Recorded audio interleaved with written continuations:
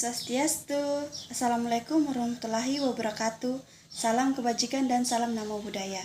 Di video kali ini, saya akan membahas materi mengenai analisis dampak lingkungan. Perkenalkan, nama saya Ninyoman Ayudianti. Saya dari program studi Teknik Sipil, Fakultas Teknik, Universitas Dayanu Iksanuddin Bau-Bau. Baiklah, sebelum lanjut ke materi, jangan lupa klik like, komen, dan subscribe. Semoga ilmu yang kita dapatkan bermanfaat ya. Terima kasih.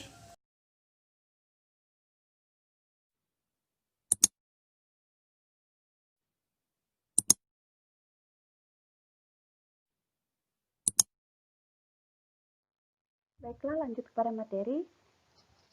Di video kali ini saya akan menjelaskan materi mengenai penyihatan lingkungan atau AMDAL dengan tema penyihatan lingkungan wajib AMDAL. Selanjutnya yaitu pokok bahasan. Yang pertama yaitu pengertian dari penapisan, kedua tujuan penapisan, ketiga metode penapisan, keempat penentuan kriteria wajib AMDAL. Pengertian penapisan wajib AMDAL.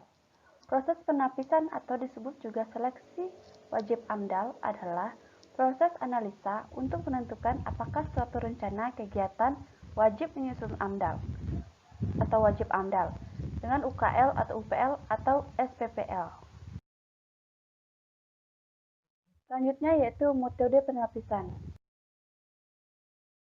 Yang pertama yaitu metode penapisan bertahap. Dalam metode ini, penapisan dilakukan secara bertahap dalam beberapa langkah secara berurutan. Penapisan menurut Peraturan Perundangan 29 tahun 1986 terdiri atas dua langkah.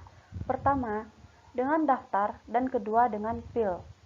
Pada umumnya, penapisan hanya terdiri atas 2 atau 3 langkah saja. Dalam melakukan tugasnya, pejabat yang berwenang menapis berdasarkan kriteria yang eksplisit atau implisit dan memasukkan usulan proyek ke dalam salah satu dari 3 kelompok. Kelompok kriteria usulan proyek. Yang pertama yaitu proyek yang dari pengalaman dan literatur diketahui dengan tingkat kepercayaan yang tinggi, yaitu tidak ada keraguan, akan menyebabkan dampak penting. Dampak penting ini dipengaruhi oleh ukuran, rancang bangun, dan lokasi proyek tersebut. Kelompok kedua yaitu proyek yang dari pengalaman dan literatur diketahui dengan tingkat kepercayaan yang tinggi, tidak akan menyebabkan dampak penting.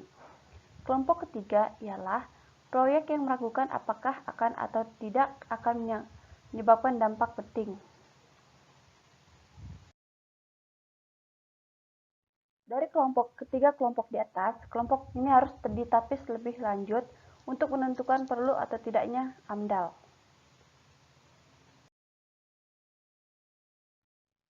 Yang kedua yaitu metode penapisan satu langkah.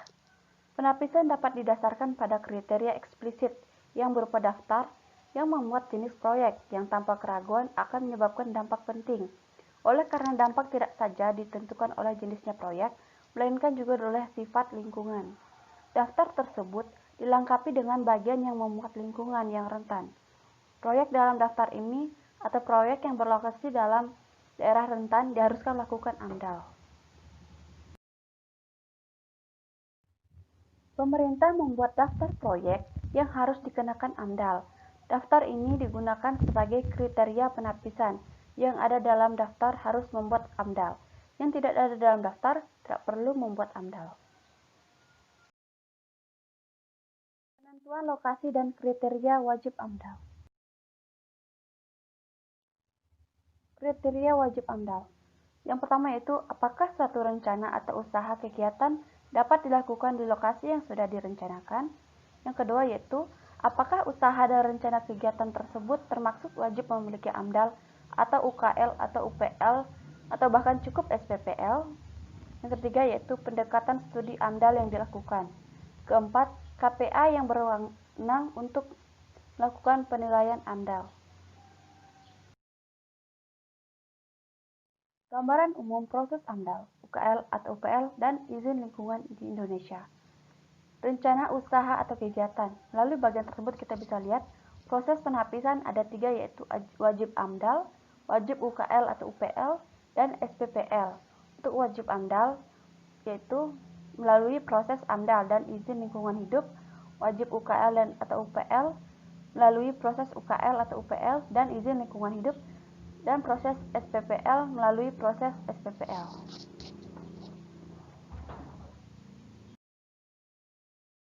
Proses untuk menentukan apakah rencana usaha dan atau kegiatan dapat dilakukan. Yang pertama, jika rencana usaha dan atau kegiatan, apakah lokasinya sesuai dengan rencana tata ruang dan atau sesuai dengan ketentuan PPU atau PPL, H, dan SDA? Jika sesuai, lanjut, apakah lokasinya berada di dalam kawasan hutan primer dan lahan gambut dalam peta indikatif penundaan izin baru PIB? Jika tidak, maka ditolak. Dan prosesnya itu proses AMDAL dan izin lingkungan atau proses UKL atau UPL dan izin lingkungan. Jika ya, apakah termasuk usaha dan atau kegiatan yang dikecualikan? Jika ya, berarti langsung masuk ke proses AMDAL dan izinan lingkungan atau proses UKL atau UPL dan izin lingkungan.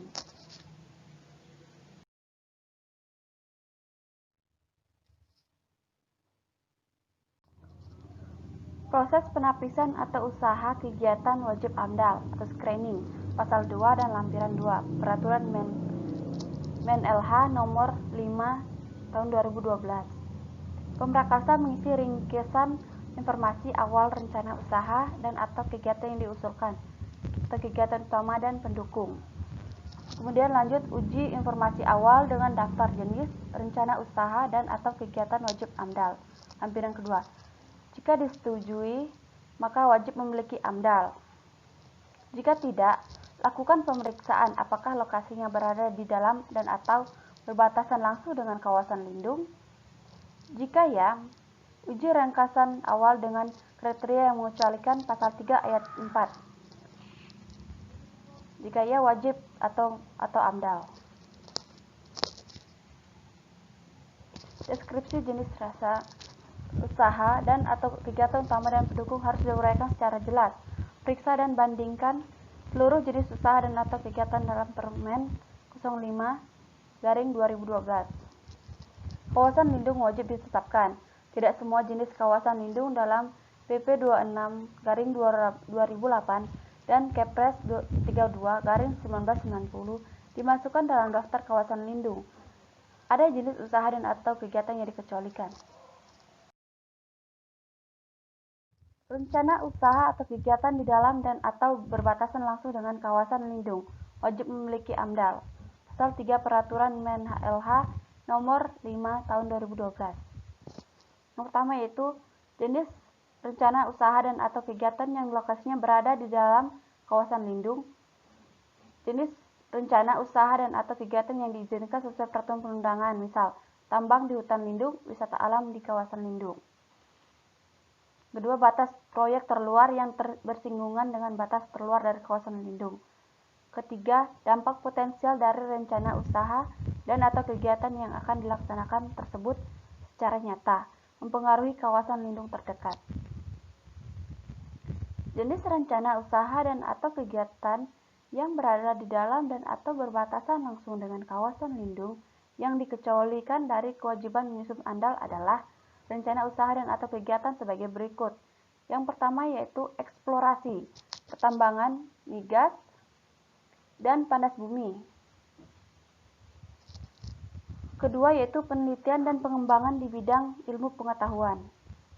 Yang ketiga yang menunjang pelestarian kawasan lindung. Keempat yang terkait dengan kepentingan pertahanan dan keamanan negara yang berdampak pada penting terhadap lingkungan. Kelima, budidaya yang secara nyata tidak berdampak penting bagi lingkungan hidup. Keenam, budidaya yang diizinkan bagi penduduk asli dengan luasan tetap dan tidak mengurangi fungsi lindung kawasan dan di bawah pengawasan ketat. Itulah tadi materi yang dapat saya sampaikan. Lebih dan kurangnya mohon dimaafkan. Saya tutup dengan ucapan Om Santi Santi Santi Om.